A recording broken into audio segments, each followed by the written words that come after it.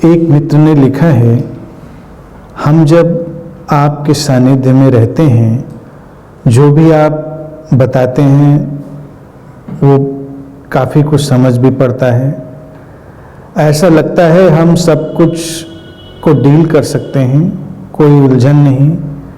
कोई टेढ़ी परिस्थिति आते ही लेकिन हम घबरा जाते हैं और सब जाना समझा किनारे हो जाता है, और वही जानी पहचानी घबराहट और बेचैनी हमें घेर लेती है, जिससे निकलने का कोई रास्ता नहीं दिखता। क्या करें?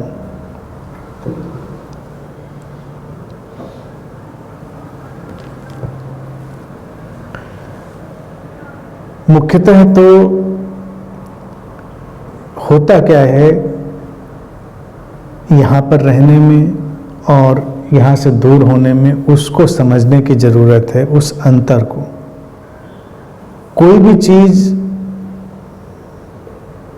ऐसी जादुई नहीं होती है कि उसके पीछे कोई नियम ना हो या उसके पीछे कोई व्यवस्था ना हो। हम उन नियमों और व्यवस्थाओं को नहीं जानते हैं, ये अलग बात है। लेकिन अगर वो प्रोसेस, वो प्रक्रिया, वो नियम समझा जा सके तो रास्ता मिल जाता है। अब जैसे प्रश्न में लिखा है कि जब यहाँ होते हैं तो लगता है सब समझ रहे हैं, कोई समस्या नहीं, कोई उलझन नहीं और सारी चीज़ें स्पष्ट हैं। तो अगर इस स्थिति का ठीक ठीक अवलोकन करेंगे, ऑब्जर्वेशन करेंगे, तो इसमें दिखाई देगा कि पहली जो चीज़ घटती है वो घटती है स्वीकार भाव की। यहाँ पर आकर अनजाने रूप में ही, और कई बार हमारे अंतर मन की कई सारी ऐसी व्यवस्थाएं हैं, उनके कारण से हम स्वीकार कर पाते हैं।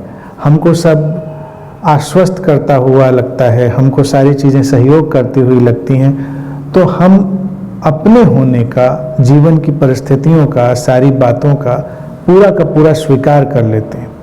तो वैसी परिस्थिति में अचानक उससे बाहर होने के सारे जो रास्ते हैं वो खुल जाते हैं।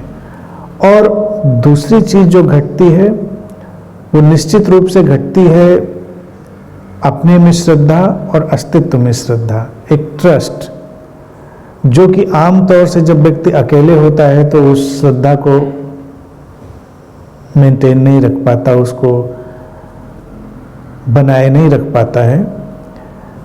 अपने अंदर एक श्रद्धा आती है कि आपके होने का अपना एक मूल्य है, आपके होने का एक अर्थ है, उस होने की कोई प्रासंगिकता है, और फिर अस्तित्व के प्रति श्रद्धा आती है कि वो सहयोग कर रहा है और आप अलग थलग बेमानी नहीं है।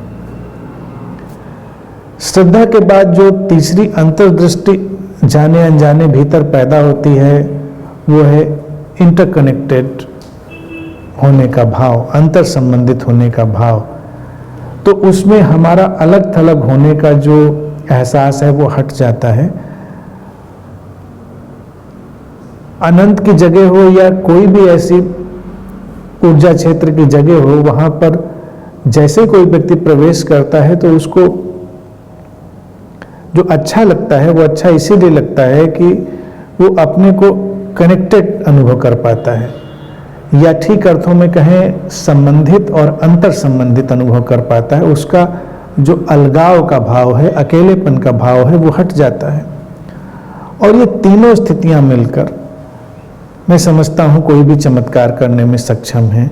स्वीकार हो, श्रद्धा हो और अंतर संबंधित होने का भाव हो। ये तीन स्थितियां अगर बन जाती हैं कि आप स्वीकार से भरे हैं, आपके अंदर एक गहरी श्रद्धा का भाव है जो स्वयं के प्रति भी और अस्तित्व के प्रति भी है, और आप अपने को अलग थलग नहीं मानते हैं, अंतर संबंधित मानते हैं, तो सब कुछ बहता हुआ आपकी तरफ आता है, सहयोग आपकी तरफ बहता हुआ आता है, और अस्तित्व में जो चमत्कार जैसी स्थितियां हैं वो भी आपके लिए पैदा हो जाती हैं। तो इसमें कोई बड़े ही रहस्य की बात नहीं है, जो कि रहस्य जैसा जान पड़ता है।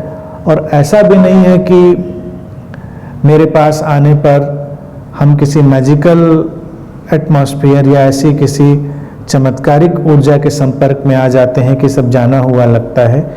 वस्तुतः ये एक बहुत ही सहज प्रेमपूर्ण ऊर्जा है जो हमारे अंदर ये तीनों चीज़ें पैदा कर देती है, और उसके कारण ही हमको सारी चीज़ें बड़ी सरल जान पड़ती हैं। लगता है हम सब कुछ डील कर सकते हैं, सारी चीज़ें संभव हैं। लेकिन जब हम हटते हैं तो ये सारी चीज़ें गायब होती हैं। फिर हमको लगता है बड़ी मुश्किल है, कैसे होगा चीज़ें, और उनसे हम लड़ने लगते हैं, संघर्ष करने लगते हैं।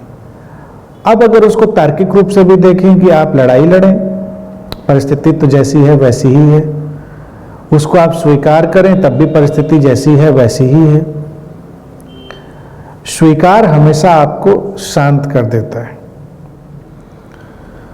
स्वीकार जैसे ही आप करते हैं किसी भी परिस्थिति का परिपूर्णता में, तो आप शांत हो जाते हैं, और उस शांति में ही फिर कई सारी चीज़ें आपको समझ भी आ सकती हैं।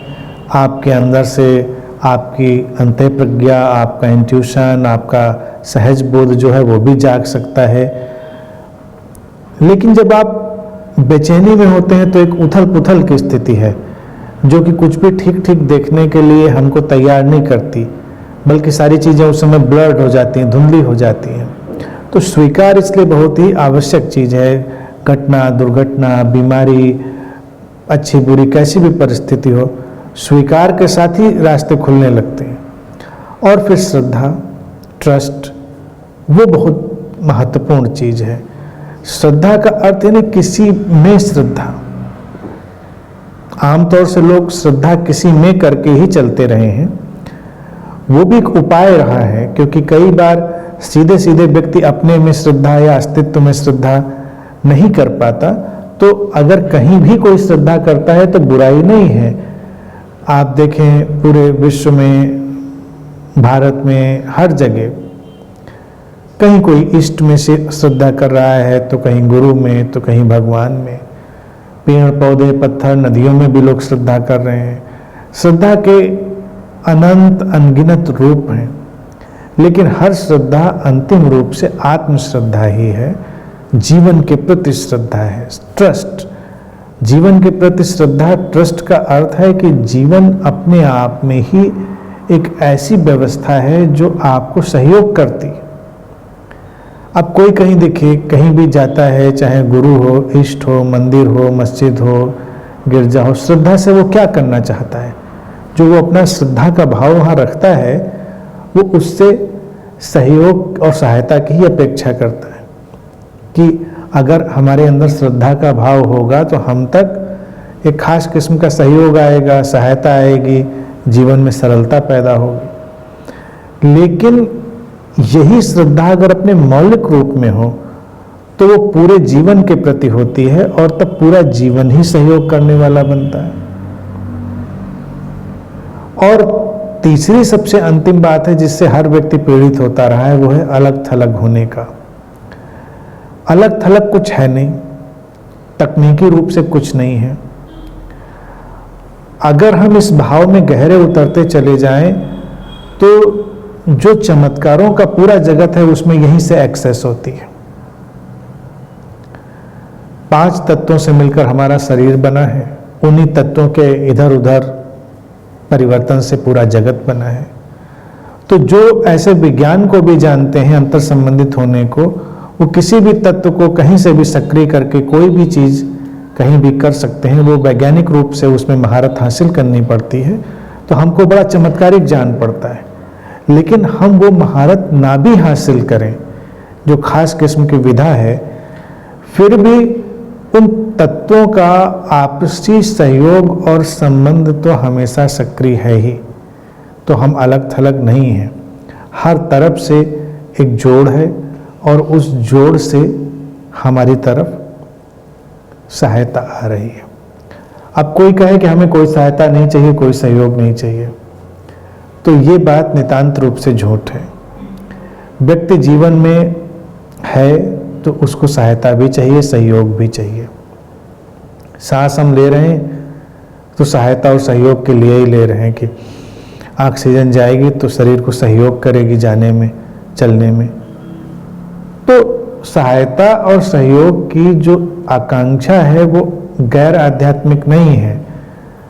लालच नहीं, लालच एक अलग चीज है, लेकिन सहयोग और सहायता सबको चाहिए अलग अलग तलों पर।